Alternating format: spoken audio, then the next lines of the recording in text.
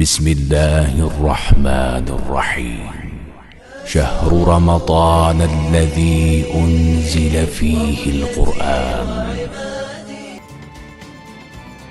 اعوذ باللہ من الشیطان الرجیم. بسم اللہ الرحمن الرحیم.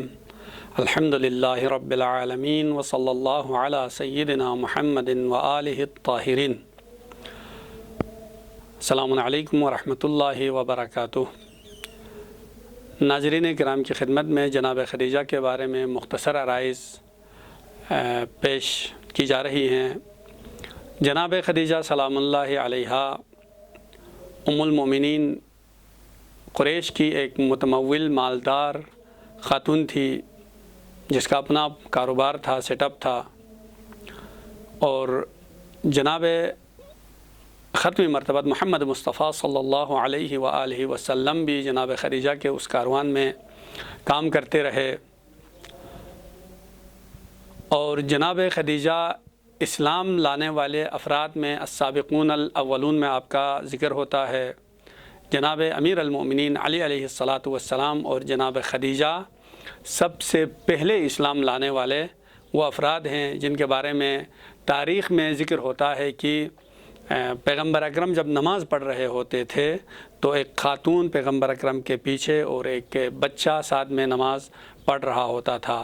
وہ بچہ جناب امیر علیہ السلام تھے اور وہ خاتون ام المؤمنین جناب خدیجہ سلام اللہ علیہا تھی.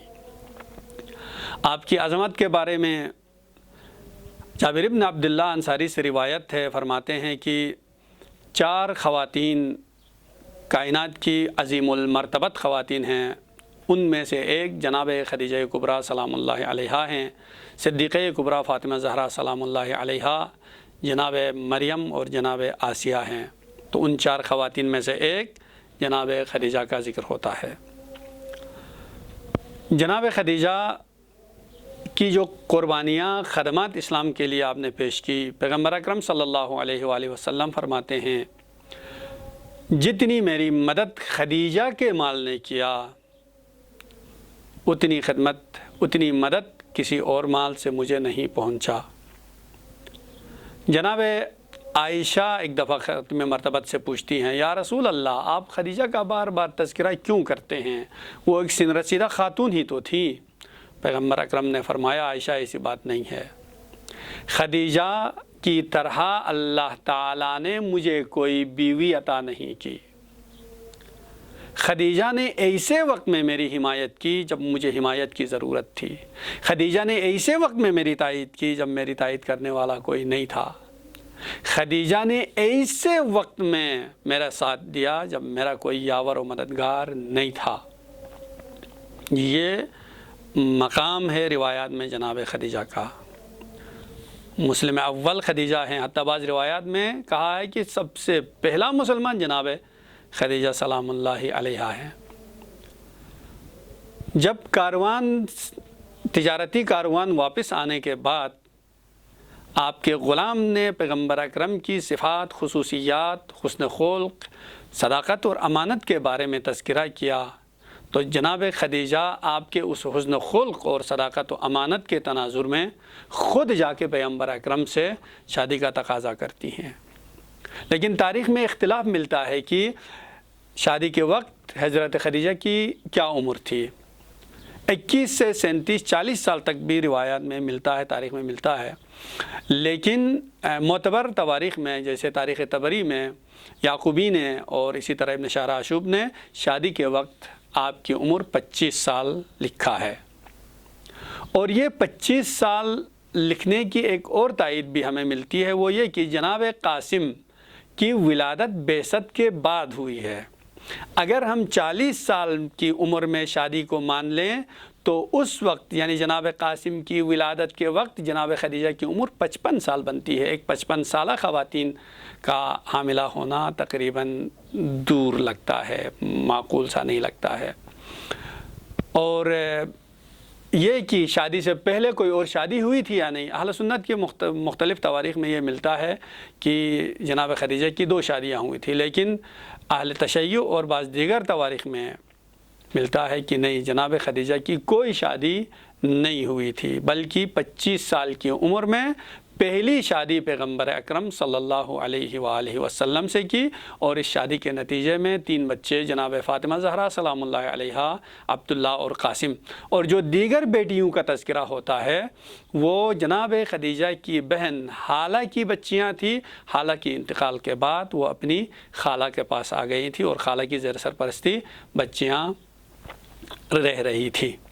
تو یہ جناب خدیجہ کی عمر کے حوالے سے، یعنی جناب خدیجہ کی شادی کے وقت 25 سال کی عمر تھی۔ اس کے علاوہ ایک اور بات بھی، جناب خدیجہ نے کوئی شادی نہ کی ہو اور 40 سال تک ایسے رہی ہو، یہ بھی معقول نہیں ہے۔ کیوں؟ جناب خدیجہ قریش کے بزرگوں میں شمار ہوتی تھی، تو ایسا نہیں تھا اس کے لیے رشتہ نہ ہو، اور رشتہ ہوتے ہوئے شادی نہ کرنا ایک بزرگ کے لیے معیوب سمجھا جاتا تھا۔ تو اس سے پتہ چلتا ہے جناب خدیجہ شادی کے عمر میں ہی پیغمبر اکرم سے شادی کی ہے۔ تواریخ میں 27 اور 25 سال کے درمیان لکھا ہے جب پیغمبر اکرم سے آپ کی شادی ہوئی۔ شعب ابی طالب میں جب بنی ہاشم محاصرے میں تھے، جناب خدیجہ نے اپنا پورا سرمایہ وہاں پر قربان کر دیا اور ہمیشہ پیغمبر کے ساتھ رہی۔ لیکن جناب خدیجہ سلام اللہ علیہا ایک ایسے سال میں وفات پاتی ہیں جہاں پر اس سال میں جناب ابو طالب کا بھی انتقال ہوتا ہے، اور پیغمبر اکرم کے لیے ایک ہی سال میں یہ 2 عظیم حامی اور مددگار کا جانا بہت ناگوار تھا، جس کی وجہ سے اس سال کو حضرت نے عام الحزن قرار دیا۔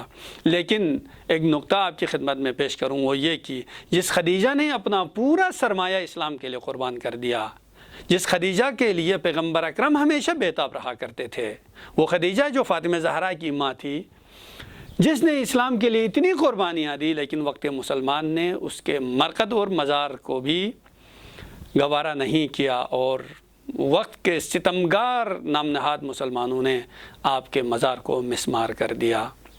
اور اس پورے جناب خدیجہ کی زندگی سے جو نکات ہم لینا چاہیں تو ایک نقطہ یہ ہے، اگر کسی کے گھر پہ بیٹی شادی کے لیے تیار ہے، شادی کی عمر کو پہنچی ہے، تو ضروری نہیں ہے ہمیشہ لڑکے کی طرف سے ہی رشتہ آ جائے، بلکہ خود جا کے رشتے کا مطالبہ کر سکتے ہیں، جیسے حضرت خدیجہ نے کیا۔ دوسرا نقطہ یہ ہے، شادی کے لیے معیار ہونی چاہیے۔ غربت اور فقر و فلاکت یہ چیزیں معیار نہیں ہیں۔ اگر صادق اور امین ہے، حسن خلق کا مالک ہے، تو اس کے ساتھ شادی کرانے میں ہمیں پریشانی نہیں ہونی چاہیے۔ لذا آپ دیکھیں جناب خدیجہ قریش کی سربراہوں میں سے شمار ہوتی ہے، پیغمبر اکرم ایک یتیم ہے، خود جناب خدیجہ جا کر وہاں مطالبہ کرتی ہیں شادی کا۔ تیسرا نقطہ، جہاں پر ولایت کی بات آ جاتی ہے، وہاں پر جان و مال کی قربانی پیش کرنی چاہیے۔ جناب خدیجہ نے اپنا پورا سرمایہ پیغمبر اکرم کی خدمت میں پیش کر دیا۔ کیوں؟ چونکہ ولایت اور رسالت کا مسئلہ تھا۔ اور آخری نقطہ جناب خدیجہ کے حوالے سے، اسلام میں مرد و زن کا کوئی امتیاز نہیں ہے۔ ابتدائی اسلام میں نماز پڑھنے کے لیے جہاں علی ہوتے تھے، وہاں خدیجہ بھی ساتھ میں تھی۔ جہاں ابو طالب نے خدمات کی، وہاں جناب خدیجہ نے بھی خدمات کی۔ والسلام علیکم ورحمۃ اللہ وبرکاتہ۔